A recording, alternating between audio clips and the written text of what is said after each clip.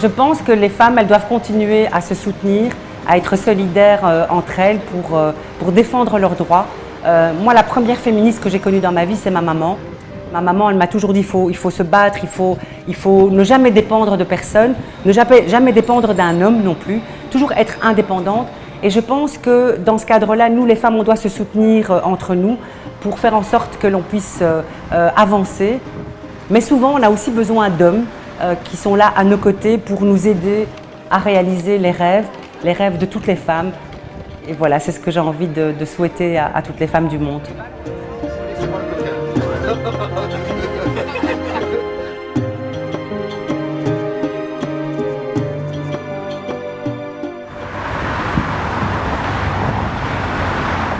Je suis Fadila Lanan et d'origine marocaine.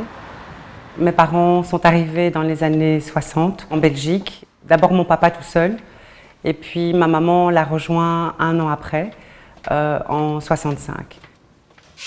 Et c'est à partir de la Belgique que ma maman elle a eu des enfants. J'ai eu d'abord un grand frère qui est l'aîné de la famille, qui est né en 66. Et puis moi je suis arrivée en 67, un an après lui. Et je suis donc la fille de Bouzienne et de Tleitmes, qui ont eu 7 enfants en tout, 3 garçons et 4 filles. Et nous avons grandi dans une commune qui s'appelle Molenbeek-Saint-Jean.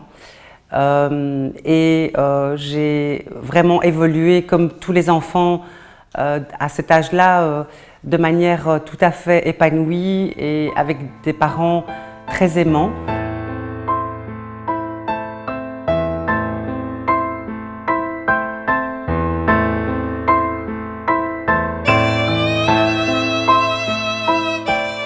Mon papa est ouvrier et il est peintre en bâtiment, donc il peint dans les maisons. Et ma maman ne travaillait pas, elle était maman au foyer et donc elle s'occupait des enfants. Et mes parents ont toujours voulu qu'on ait une meilleure vie qu'eux, donc ils nous ont toujours poussés à faire des études. Et nous avons tous investi dans les études parce qu'ils souhaitaient qu'on ait une meilleure vie qu'eux. Donc j'ai beaucoup travaillé. D'abord à l'école parce que je savais que c'était important pour mes parents. Et puis je me suis aussi beaucoup investie dans des associations. Et j'ai aussi beaucoup travaillé pour payer mes études parce que mes parents n'avaient pas beaucoup d'argent. Il y avait beaucoup d'amour mais pas beaucoup d'argent, donc on devait se débrouiller. Et je pense que ça m'a beaucoup aidée aussi pour après, puisque j'ai toujours connu le milieu du travail, j'ai toujours investi dans la collectivité et dans les milieux associatifs. Et je pense que la Belgique offre aussi cette capacité, même pour des enfants pauvres, de pouvoir aller à l'université. Et par exemple, quand je suis rentrée à l'université, mon papa était tellement fier, parce que lui ne sait ni lire ni écrire. Il était tellement fier qu'il en parlait à tout le monde, et donc je savais que je ne pouvais pas rater et que je devais vraiment faire l'effort de réussir, parce qu'il était tellement fier, lui qui ne savait pas lire ni écrire, d'avoir une fille qui va à l'université. Et je pense que ça a mis beaucoup de pression sur moi, mais en même temps, ça m'a beaucoup aidée parce que finalement, c'est grâce à cette fierté que j'ai réussi mes études et que après, j'ai pu évidemment me lancer dans des fonctions importantes. Et puis, j'ai été nommée ministre, donc je veux dire, pour eux, c'est une réussite tout à fait extraordinaire. Et moi, je suis tellement fière d'eux. Parce qu'ils nous ont tellement poussés, tellement aimés à faire quelque chose de notre vie.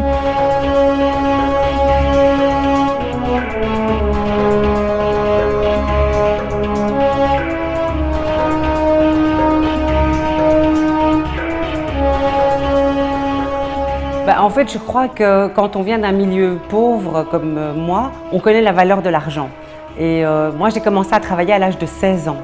Et j'ai fait tous les jobs possibles puisque pour payer mes études, j'allais nettoyer dans les bureaux, j'ai été serveuse dans des cafés, j'ai fait du travail administratif pour des sociétés parce qu'il fallait que je paye mes études.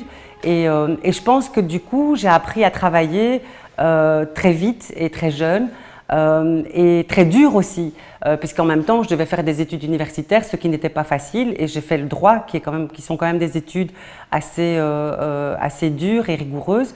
Mais j'ai de la chance finalement parce que je me dis que voilà, par rapport peut-être à des enfants qui ont eu plus de moyens, je me suis moins amusée quand j'étais étudiante, mais j'ai beaucoup appris parce que j'ai appris avec des adultes qui devaient travailler pour vivre. Et moi, je me disais, eh bien, je sais que ce travail est dur, mais je sais qu'avec mon diplôme, je pourrais faire autre chose et je pourrais faire mieux. Et donc, quelque part, le fait d'avoir vécu cela, ça m'a aussi aidée parce que peut-être que si je n'avais pas vécu ça, j'aurais peut-être pas fait d'études universitaires et peut-être que j'aurais pas le métier que je fais aujourd'hui. Et j'ai beaucoup de chance de faire le métier que je fais aujourd'hui parce que j'ai l'impression que je peux aussi aider à changer la société, à changer le regard des autres. Et puis surtout, avec mon origine, avec la tête que j'ai, vous savez, quand je vais dans des réunions internationales, quand j'étais ministre de la Culture, par exemple, parce que j'ai été ministre de la Culture pendant 10 ans, et que j'allais à des conseils des ministres européens, quand on disait « voilà, ça c'est la ministre de la Culture de la Belgique » et qu'on me voit avec ma tête d'arabe, c'est rigolo quand même, c'est amusant. Mais c'est ça aussi la Belgique, c'est de montrer qu'en Belgique, il n'y a pas que des gens qui ont des yeux bleus et des cheveux blonds, c'est une diversité, c'est une richesse aussi la diversité. Et en même temps, il faut pouvoir laisser la liberté à chacun, la liberté de culte. Il y a les musulmans, il y a les juifs, il y a les chrétiens, il y a les athées. Et chacun a le droit de vivre et de penser comme il le souhaite, mais on doit vivre dans la paix. Et c'est ça que moi, j'ai envie de donner comme message. Ce n'est pas cela, c'est plutôt ce n'est pas cela qui a permis... En fait, je pense que quand je me suis investie comme volontaire et comme bénévole dans les associations, je me suis mis au service de la société parce que je me disais j'ai envie de rendre ce que moi j'ai reçu. Alors que je suis une enfant d'une famille pauvre, dans ce pays qu'est la Belgique, j'ai pu travailler, faire des études et donc je me suis dit voilà, il faut que je puisse redonner ce que j'ai reçu de cette société. Mais évidemment, quand on est dans une association, comme volontaire ou bénévole, en fait, on peut se révolter, pacifiquement bien entendu, mais on n'arrive pas à changer les choses. Et donc, je crois qu'il faut passer par la politique pour essayer en tout cas d'apporter un changement. Et j'ai en fait quelques amis qui m'ont dit un jour il faut que toi tu te présentes dans la politique parce qu'on a besoin de gens comme toi qui vont essayer de nous représenter et peut-être de changer le regard de la société belge vers la diversité. Et donc c'est un peu comme ça que je suis arrivée en politique.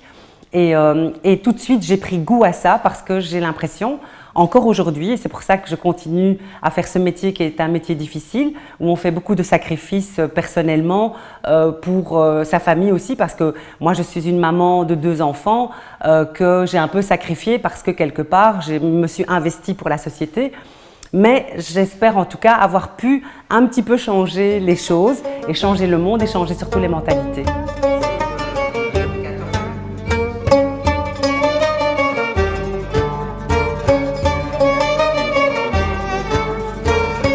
Quand j'ai été nommée ministre de la Culture il y a maintenant presque 15 ans, il y a beaucoup de gens qui se sont posé des questions parce que c'est vrai que la culture, c'est un secteur qui représente l'identité d'un pays.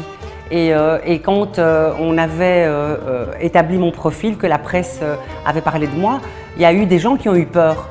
Ils ont dit on va mettre une femme issue d'une famille arabo-musulmane à la tête d'un département comme la culture qui participe à l'identité d'une nation. Qu'est-ce qu'elle connaît à la culture belge? Qu'est-ce qu'elle va apporter de plus? Est-ce qu'elle connaît vraiment la culture?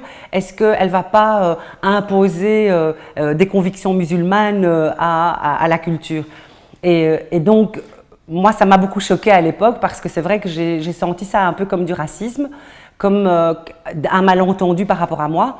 Parce que moi, finalement, j'ai toujours grandi, je suis née dans ce pays, la Belgique, j'ai grandi ici avec des gens de toutes les couleurs, de toutes les cultures, de toutes les religions, et j'estime que la culture de la Belgique, c'est une culture qui est mélangée. C'est pas une culture qui est aseptisée ou qui est fermée sur elle-même. La culture aujourd'hui, c'est nous tous, c'est tous ceux qui sont sur le territoire, qui participons à évoluer dans ce monde. Et donc, voilà, je pense que les choses ont pu changer. Puis, on a vu aussi comment je me suis mise au service de ma compétence, que j'ai vraiment soutenu des artistes de toutes les couleurs, de toutes les disciplines.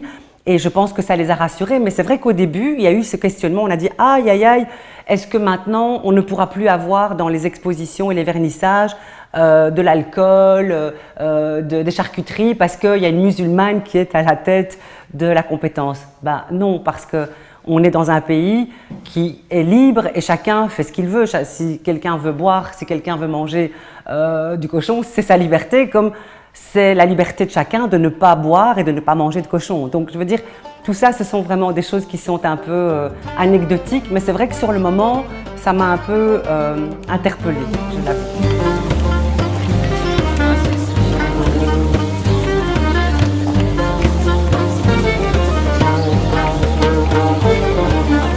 Alors ici, dans le gouvernement bruxellois, je suis secrétaire d'État à la fonction publique, à la propreté publique, à la recherche scientifique et au sport.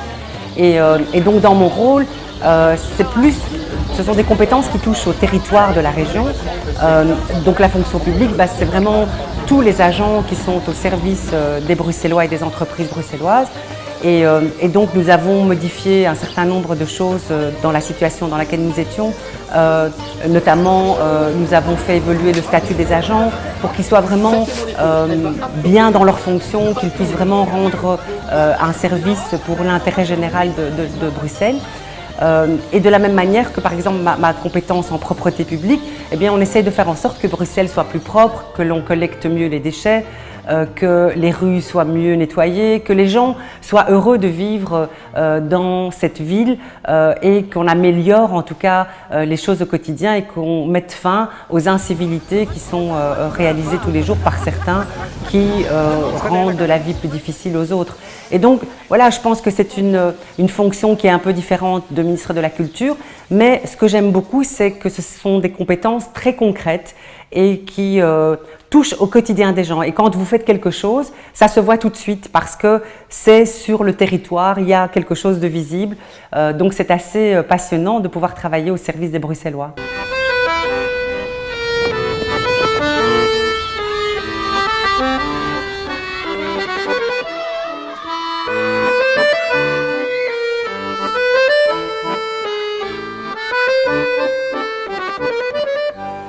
Nous sommes dans ma commune, ici à Anderlecht, au marché annuel. Et ce marché en fait rassemble la population qui vient à la fois de la commune d'Anderlecht, mais aussi de tout Bruxelles et parfois même des autres régions de Belgique, la Flandre ou la Wallonie. Et pour moi, c'est très important ce contact avec les citoyens, avec la population. C'est l'occasion de discuter avec eux, d'être à leur rencontre, de répondre aussi à leurs questions, à leurs demandes. Et pour moi, être une femme politique, c'est important d'être sur le terrain, de parler avec les gens, d'accepter qu'ils nous interpellent parce qu'ils veulent évidemment que l'on rende des comptes. Et donc ce sont des moments toujours très plaisants pour moi. En fait, moi d'abord, je pense que la politique, c'est d'être proche des gens.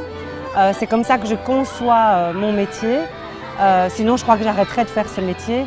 Et c'est vrai que c'est un investissement, c'est un engagement, mais on doit aussi être capable d'accepter, d'être interpellé, de travailler dur aussi. Ici, par exemple, je ne suis pas candidate aux élections communales prochaines, mais je m'investis malgré tout pour les habitants parce qu'ils m'ont fait confiance, ils m'ont élu. Et je pense que je leur dois cela. Et c'est pour ça que je suis là aujourd'hui. Je n'ai pas à distribuer des tracts, je n'ai pas à faire campagne électorale. Je suis là parce que je suis au service des citoyens et je dois faire cela dans le cadre de mon mandat. Et moi, j'adore la politique parce que j'adore essayer de faire rêver les gens. de faire qu'ils se réenchantent dans leur société. Welcome to the Hotel California. Such a lovely place. Such a lovely place. Getting a room at the Hotel California. Ben, je pense en fait que le message que je peux donner aux femmes, que ce soit les femmes de Belgique, du Maroc, dont sont originaires mes parents, ou bien d'Égypte, c'est toujours qu'il faut continuer à se battre pour l'égalité des droits. Les femmes, elles ont autant de droits que les hommes, elles ont autant le droit d'exister, de gérer la cité, d'avoir le métier qu'elles souhaitent. Et on doit évidemment les soutenir parce que c'est souvent les premières victimes des violences familiales avec leurs conjoints, avec les frères et sœurs, avec la société en général. Et donc je pense que nous les femmes, on doit se serrer les coudes pour faire en sorte que l'on puisse y arriver et que l'on puisse être respecté dans nos droits. Donc il est évidemment dans tous les pays du monde plus difficile pour les femmes de pouvoir se réaliser et la discrimination, elle existe partout. Que ce soit ici en Belgique ou dans les autres pays du monde. Ici en Belgique par exemple, eh bien, dans les entreprises, souvent les femmes sont moins bien payées que les hommes pour le même métier. Souvent d'ailleurs les femmes font des carrières moins importantes parce qu'elles doivent s'occuper du ménage, elles doivent s'occuper des enfants. Et donc je crois que c'est quelque chose qui existe partout. Et l'Europe, l'Occident n'a aucune leçon à donner aux pays de tradition patriarcale ou aux pays arabes où on dit oui, la femme, son statut est moindre. Non, je crois que c'est partout un combat de tous les jours. Et nous les femmes, nous sommes évidemment plus attentives, mais on a aussi besoin que les hommes nous soutiennent dans ces combats pour faire en sorte que les femmes soient l'égale de l'homme.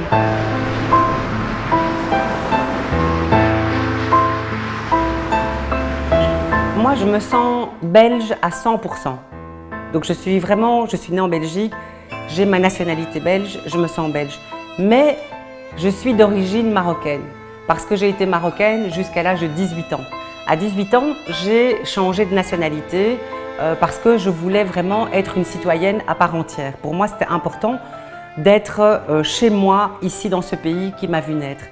Et je dis toujours aux jeunes de la 2e, 3e, 4e génération qu'ils sont d'abord belges avant d'être autre chose. Après, ils ont une histoire, ils sont d'origine marocaine, d'origine algérienne, d'origine congolaise, d'origine coréenne. Ce qui compte, c'est de dire d'abord qu'on est des citoyens belges.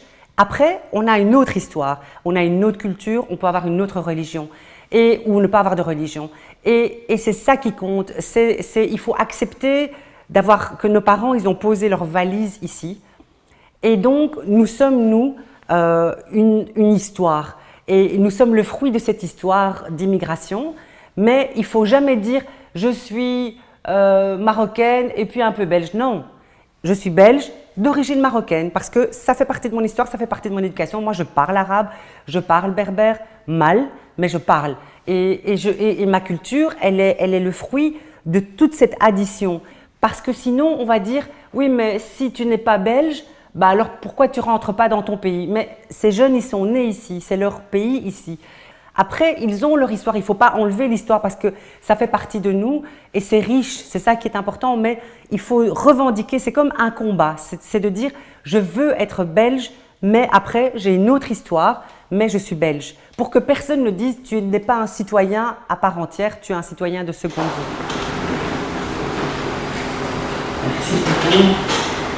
Merci. Moi, je pense que justement, il faut dire aux jeunes que leur place, elle est ici. Et c'est en faisant en sorte qu'ils soient bien ici, qu'ils ne vont pas avoir de mauvaises pensées, qu'ils vont se sentir mieux ici, qu'ils peuvent aller à l'école, qu'ils peuvent travailler, qu'ils peuvent s'engager pour la société dans laquelle ils sont.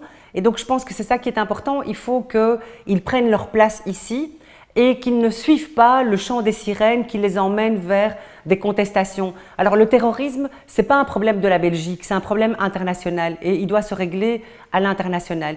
Mais il faut vraiment qu'on offre et qu'on donne de l'espoir aux jeunes pour justement qu'ils n'aient pas envie d'aller se faire exploser, d'aller se battre en Syrie ou ailleurs, parce que leur pays, ils doivent le construire ici, avec leur famille, avec leurs voisins, avec leurs collègues.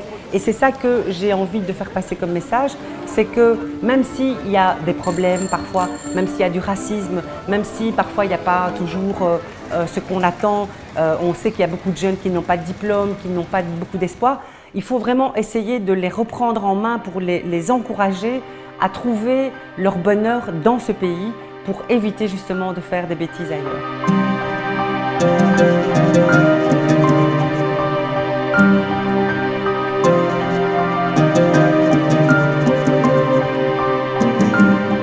Moi, je pense aussi par rapport aux réfugiés que c'est un problème et une situation qui est difficile. D'abord, il faut dire que la Belgique n'est pas le premier pays qui accueille des réfugiés. Ce sont d'abord les pays frontaliers et les pays d'ailleurs du monde arabe qui prennent d'abord en charge, et la Turquie aussi, qui prennent le maximum de réfugiés en charge. Très peu arrivent chez nous. Et on voit bien que le gouvernement fédéral, par exemple, montre cela comme une situation de crise, de difficulté, mais ce n'est pas vrai. On a, c'est vrai, quelques centaines de réfugiés qui sont là à Bruxelles, au parc Maximilien. Il y a une association qui s'appelle la Plateforme citoyenne qui les aide et qui fait que beaucoup de bénévoles viennent apporter des repas, des vêtements, des produits d'hygiène, etc. Mon cabinet d'ailleurs est fort impliqué dans le soutien à cette plateforme citoyenne et ils vont régulièrement au parc Maximilien pour soit aider des réfugiés à aller être hébergés dans des habitations, que ce soit à Bruxelles ou en Wallonie. Et je pense que c'est bien de montrer que nous sommes solidaires de la tristesse, du désespoir de ces jeunes et de ces familles, de ces femmes, de ces enfants qui viennent chez nous. Et nous avons la capacité de les accueillir. On a simplement pour le moment un gouvernement au fédéral qui est un gouvernement composé de certains ministres assez xénophobes et qui montre cette situation comme un problème. Mais ce n'est pas un problème si chacun mettait un peu du sien, un peu plus de solidarité pour les aider. Parce que qui va quitter son pays pour partir à l'aventure s'il n'a pas peur pour sa vie, s'il n'a pas peur de la guerre, s'il n'a pas peur d'être torturé ou d'être maltraité? Il n'y a pas beaucoup de gens qui quittent son pays s'il est bien dans son pays. Donc nous avons le devoir d'accueillir en toute humanité ces personnes pour les aider à trouver un épanouissement chez nous dans ce pays. Officier dans l'ordre de la Légion d'honneur.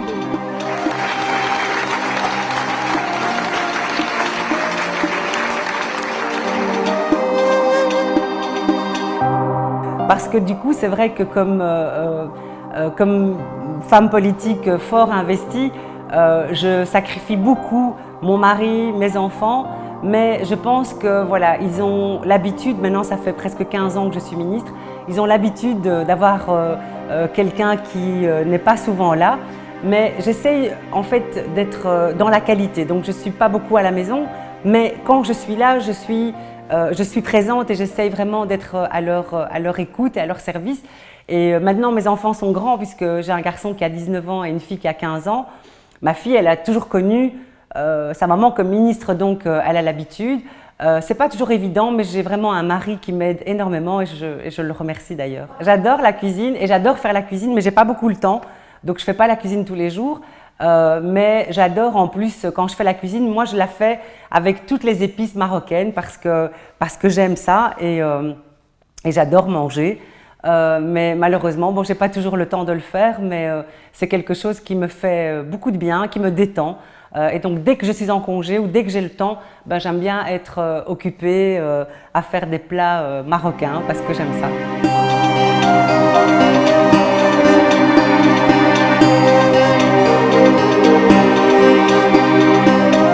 Ben, moi, les livres que j'ai les plus aimés, ce sont des auteurs comme Amin Maalouf ou Tahar Benjeloun. Donc, ce sont souvent des auteurs d'origine arabe, mais qui écrivent aussi en français.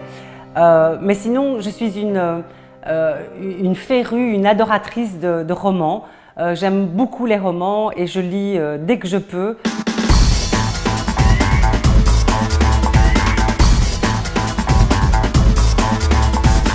Moi, je rêve vraiment d'une société où chacun trouve sa place et où chacun peut librement exister et partager. Moi, j'aime beaucoup, c'est pour ça que je crois que je me suis investie en politique et je suis dans un parti, le Parti socialiste, c'est un parti de gauche, où la solidarité est importante. Et pour moi, une société réussie, c'est une société où on aide chacun dans ses compétences, dans ses expériences. Mais ça peut être simplement en tant que voisin, si je suis la voisine d'une personne qui est plus âgée, qui a des difficultés, eh bien, le principe, c'est quand même que je puisse lui rendre service, aller faire ses courses si c'est plus facile pour elle. Et donc, je pense que tous les jours, on peut soi-même apporter un plus à notre société, c'est de rendre service pour aider les gens qui sont dans la difficulté.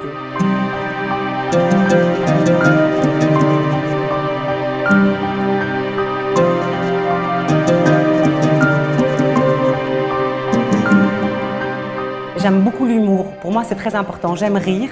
Et j'aime bien blaguer avec les gens et j'aime parler avec toutes les personnes, qu'elles soient blanches, noires, jaunes, rouges, tout ce que vous voulez. J'aime le contact, j'aime partager, j'aime rire parce que je trouve que la vie est tellement dure. Voilà, c'est un peu le message que j'ai envie de faire passer, c'est de faire les choses sérieusement mais toujours dans la bonne humeur.